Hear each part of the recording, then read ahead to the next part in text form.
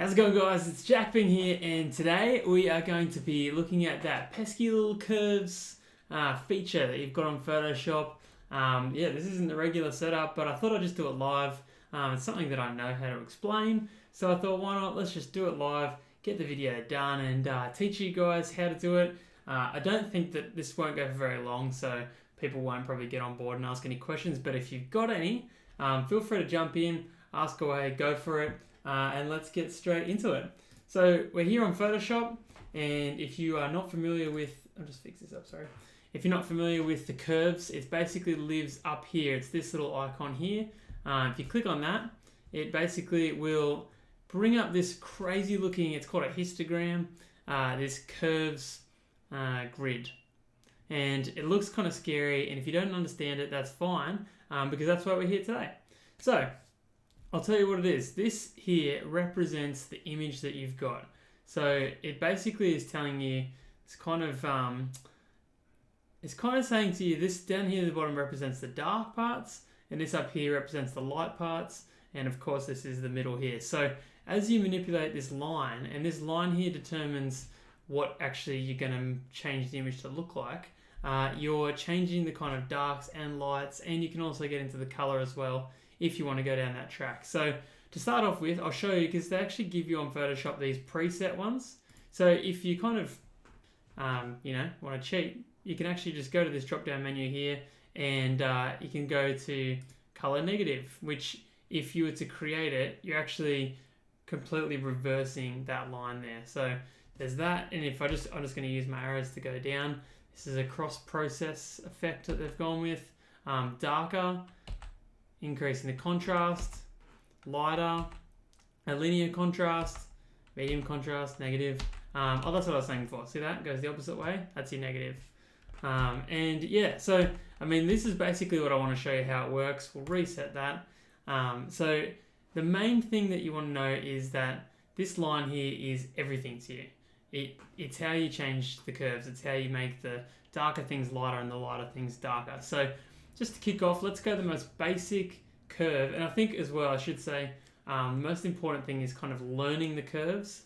Sounds kind of funny to say, but if you know what kind of shapes work for different things, then you can just apply them to any photo and it works, and you can mess around with it. So I won't say there's nothing that you shouldn't do, go crazy, but I will say that smaller moves are probably more effective. It's just those little subtleties that'll make your image kind of stand out. So for starters, if we put a point right here in the middle and we drag it down like this, that's just going to make all of your image darker, kind of starting at the midtones, but it's just making everything darker. Do the same thing the opposite way, you're making everything lighter. And now you can see, like, manipulating that this far, it's too light, this is too dark. You're just doing tiny little moves like that there compared to where we started. You know, if you want to just darken it up just a little bit or lighten it up a lot. So there's the dark and the light. The one that is probably the main curve that you'll use, and this one's really, really common in photography, is called the S-curve. So the S-curve is basically your contrast.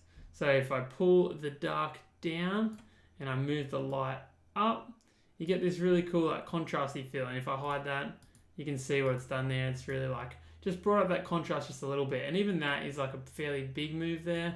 But to go to an extreme, you can kind of mess around with it. You can do all sorts of crazy things if you mess around with it. So yeah, it's like lots of different effects, lots of different things you can do.